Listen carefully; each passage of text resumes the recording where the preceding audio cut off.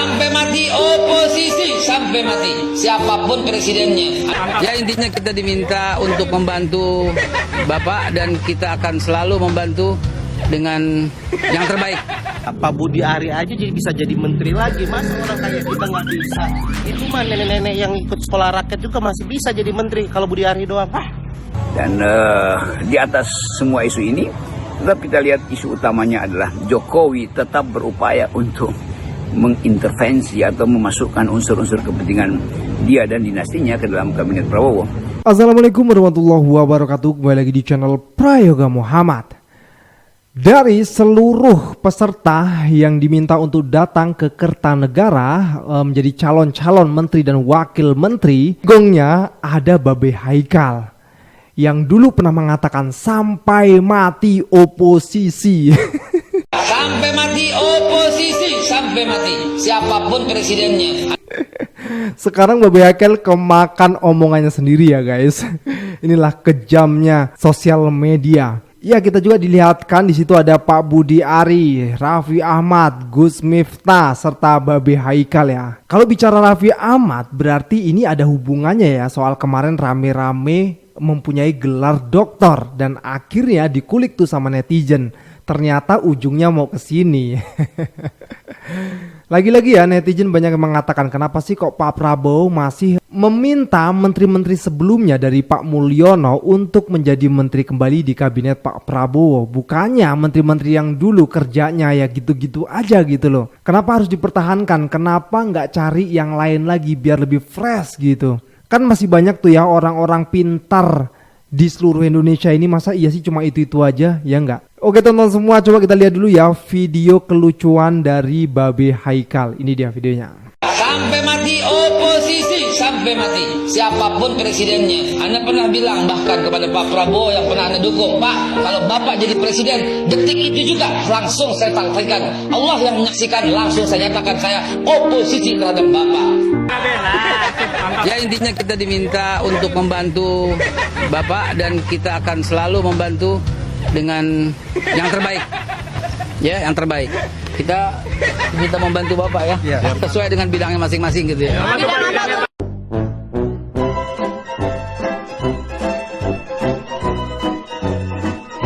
Babe Haikal kalau ngelihat video ini paling merinding gimana gitu ya. Tapi beliau juga mengatakan sih kepada media ya untuk menata Indonesia menjadi lebih baik. Jangan motong-motong video juga yang akhirnya membuat keributan, dan juga kita lihat yang ke depan lah, yang belakang gak usah di ini gitu. Ya gimana Beh? Orang videonya jelas banget sih Beh. Dan juga ya ramai yang mengatakan mengenai Raffi Ahmad gitu ya, calonnya menjadi menteri apa sih dan bagaimana nantinya gitu. Kita lihat dulu videonya. Assalamualaikum warahmatullahi wabarakatuh. Waalaikumsalam. Hari ini saya juga dipanggil oleh Bapak Presiden terpilih Bapak Prabowo Subianto untuk diminta sama-sama membantu beliau. Pastinya kalau saya dalam bidang yang memang saya kuasai, kira-kira di generasi muda, badan kreatif, dan juga pekerja seni kurang lebih itu, mungkin nanti selebihnya dan lebih pastinya lagi agar Bapak Presiden terpilih Bapak Prabowo yang nanti mengumumkannya. Wah, jadi beneran nih kayaknya A.A. Raffi nih ya untuk jadi menteri. Ihi, cekiwir. Oke guys, kita lanjut lagi ke videonya ya. 3, 2, 1, go. Tunggu aja, ini kan lagi di ini. Ini lagi di ini. 2024 ini saya aku yakin semua kekuatan termasuk partai politik sangat berhitung dan berhati-hati. Mengapa? Karena kalau kalah meleset bos masuk penjara. Bapak itu memang Bukan. Kalau bukan punya salah berarti. Iya mah nggak tahu. Nanti lagi dicari. Apa dasar itu bukan? Ada dari tim kan ngecek. Siapa nomornya Pak? Nanti diumumin. Kalau tahu siapa yang punya nanti kita umumin. Oh tuh, saya nggak tahu. Saya ngurusin ratusan juta akun, bukan satu akun. Istrinya Mas Kaisang itu kan hamil udah 8 bulan, kan nggak boleh naik angkutan umum. Ternyata perempuan itu lebih kejam dari lelaki ya. Ini tanpa gender stereotip loh. Cok, dari mana Cok? Habis bikin SKCK, Pak Budi Ari aja jadi bisa jadi menteri lagi, mas. Orang kayak kita nggak bisa. Itu mah nenek-nenek yang ikut sekolah rakyat juga masih bisa jadi menteri kalau Budi Ari doang. Cok, pulang ke Kertanegara. Hati-hati ya. Sukses. Nanti pengumumannya nanti tunggu Pak Prabowo yang sampaikan sebagai presiden terpilih dalam pengumuman yang akan disampaikan oleh beliau langsung. Aduh, kita bikin SKCK dulu guys buat daftar jadi menteri ya. Kata abangnya tadi Pak Budi aja bisa jadi menteri lagi loh. Padahal kita tahu ya kemampuan dari Pak Budi bagaimana, ya kan? Aduh. Ini. Halo guys, lebih dari 92 orang dipanggil ke Kertanegara. Dari 16 menterinya Pak Jokowi, ada Raffi Ahmad, Gus Miftah, sampai ke Haikal Hasan yang katanya akan beroposisi sampai mati. Ya, tapi ternyata juga tiba di sana. Ya, Indonesia akan ada pelantikan hampir 100 menteri dan wakil menteri nanti ya sebentar lagi. Nah, tapi Maladewa ternyata jauh lebih paham soal ini. Soal arti efisiensi dan efektivitas. Presiden Maladewa pecat 7 menteri dan 43 wamen. Nah, sementara di Amerika yang lebih kaya gitu ya, lebih luas penduduknya, lebih banyak dan lebih maju, menterinya cuma 15 saja. Ya, ini soal niat sih ya. Kabinet bongsor dengan dalih merangkul semua. Ya, rasanya negara semaju apapun tidak ada yang postur kabinetnya sebengkak ini. Bahkan obesitas menurut saya dan rawan terkena serangan stroke. Ya, sepertinya kita kaget juga ya bahwa akan ada begitu banyak jumlah kementerian termasuk di dalamnya wakil menteri dan badan-badan lainnya yang akan muncul di kabinet yang akan datang ini. Dan ini terjadi di saat hutang menggunung. Mega proyek yang menuntut anggaran super besar. Lalu belum lagi masalah dalam negeri, PHK, kemiskinan, transportasi, rendahnya pendidikan, dan lain sebagainya. Satu kementerian saja ini akan menelan biaya MM-an untuk pengadaan kop surat, cap peralatan kantor, dari pusat sampai ke titik terjauh di daerah. Nah, ini belum termasuk penggelembungan dana ya. Tapi ya, mau bilang apa? Inilah namanya balas jasa. Konsekuensi dari koalisi gemuk. Semua harus kebagian. Dan yang akan dirugikan, ya rakyat lah. Pajak dari rakyat. Namun APBN yang semestinya untuk pembangunan, ya akan sebagian besar habis untuk membiayai perubahan-perubahan yang tidak perlu. Ya, lagi-lagi rakyat yang akan harus menanggung dan membayar biaya politik. Lalu soal kemiskinan, ya semuanya akan selesai kok. Dengan bansos, mungkin sudah cukup barangkali. Yap, bagi rakyat, ayo semakin semangat bayar pajaknya, karena negara butuh banyak sekali biaya buat gaji dan fasilitas mereka. Jadi manuver-manuver ini itu kayak adu cepat tuh. Publik seolah-olah menonton faksi mana yang lebih dahulu menanamkan investasi politiknya ke kabinet Prabowo, apakah Jokowi lebih dahulu atau Gerindra lebih dahulu, kan itu dasarnya tuh. Jadi sebetulnya kita masih akan melihat bahwa proses pembentukan administrasi pemerintahan Pak Prabowo itu belum sepenuhnya ditentukan oleh kemandirian Pak Prabowo. Apapun kita masih lihat ya, pertama masih ada mungkin juga NU mungkin masih menginginkan kejelasan status dari menteri-menteri yang dipanggil oleh Pak Prabowo, apakah itu NU ataukah dia separuh NU, 3/4 PKB, ataukah yang seolah-olah NU itu adalah disodorkan oleh senior di belakangnya. Kan semua itu belum bisa kita verifikasi karena masih menunggu sebetulnya keresmian dari nomenklatur, berapa banyak kementerian, apa masih akan bertambah, kepala-kepala badan itu siapa aja. Tetapi di dalam penantian itu kita mulai menduga bahwa masih ada ketegangan.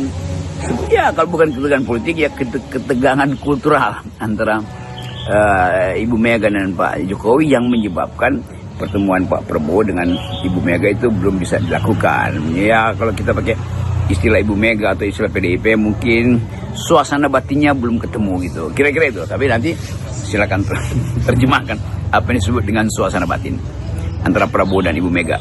Yang di dalamnya pasti ada batin Jokowi juga yang berupaya untuk intervensi ke dalam proses penyusunan kabinet Pak Prabowo.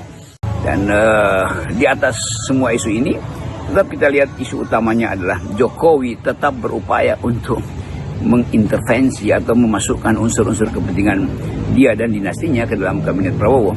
Nah, orang-orang yang Pak Jokowi ya diduga ikut cawe-cawe juga soal kabinet Pak Prabowo. Yang dimana kemarin diisukan dari bocor alus mengenai kucuran dana untuk mengkampanyekan prestasi-prestasi dari Pak Jokowi, yang itu juga dibahas oleh banyak rakyat gitu ya. Dan per hari ini yang kita lihat adalah banyaknya baliho, poster-poster Pak Jokowi. Terima kasih Pak Jokowi. Luar biasa sekali. Oke teman-teman semua, kita lanjut lagi ke videonya. Ada sebuah usaha terkonsolidasi tentu dengan anggaran untuk memberi kesan kepada publik bahwa sekelompok publik berterima kasih kepada si pejabat tertentu. Entah itu Pak BTP dengan bunga-bunga tersebut, entah itu bentuknya Pak Jokowi lewat sosmed dengan tagar terima kasih Jokowi. Ataupun Anies juga pernah ngelakuin itu waktu Anies berhenti ya, dipecat dari menjadi Kementerian Pendidikan, itu tuh ada kayak seremonialnya, terus pada nangis-nangis, terus ada kayak naik ke sosmed juga, kurang lebihnya sama aja. Jadi bukan hal yang baru. Bagaimanapun, sekarang naik, terus nggak tahu kenapa, ada akun-akun yang kayak sensi gitu, kayak langsung nyerang balik gitu. Mungkin karena di podcast Bocoran Politik, opininya tajam-tajam ya, tapi gue bertanya, emang, gue pribadi ya, bertanya-tanya, emangnya nggak boleh gitu. Baliho-baliho Mulyono terus bertebaran di berbagai lokasi, merusak tatanan kota. Anggaran 15 miliar yang diminta, hanya untuk merusak tanaman, pemandangan, bahkan saking banyaknya sampai ke jalan protokol ibu kota. Citra yang diharapkan, malah jadi cermin seakan mengingatkan kembali bagaimana Mulyono memberikan carut-marut rusaknya demokrasi. Hanya akan berakhir jadi sampah, seperti kisah Raja Jawa yang haus kekuasaan dan akan tidur di tempat ia bermula. Sang raja hanya memberikan ruang dan peluang bagi anak dan menantunya, bukan pada rakyatnya. Wah, kaget. Kaget. Terima kasih Pak Jokowi untuk BLT, BSU, dan segala macam bansos lainnya, untuk BBM, subsidi BBM yang tepat sasaran, kemudian untuk subsidi bagi orang yang kurang mampu. Dan kalian tahu biaya untuk ucapan terima kasih itu berapa? Ya, puluhan miliar rupiah. Coba. Dan itu pakai uang negara, pakai uang pajak kita begitu.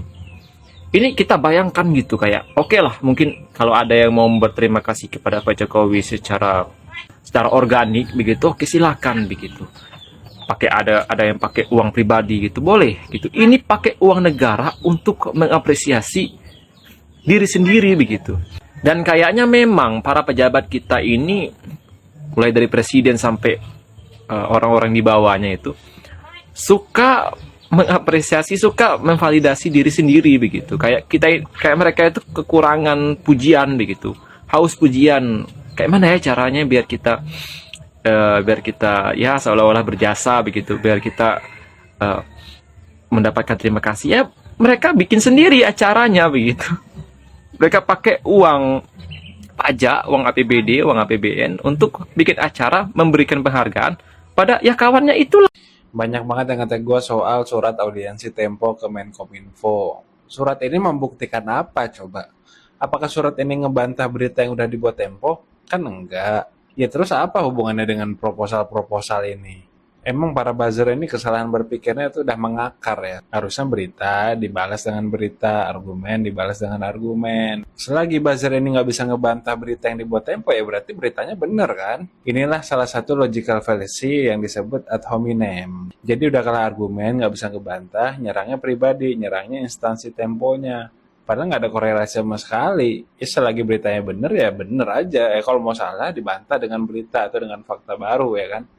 Ya ini kesalahan berpikir yang nggak boleh kita ikutin. Ya namanya juga buzzer kan, maklumin aja.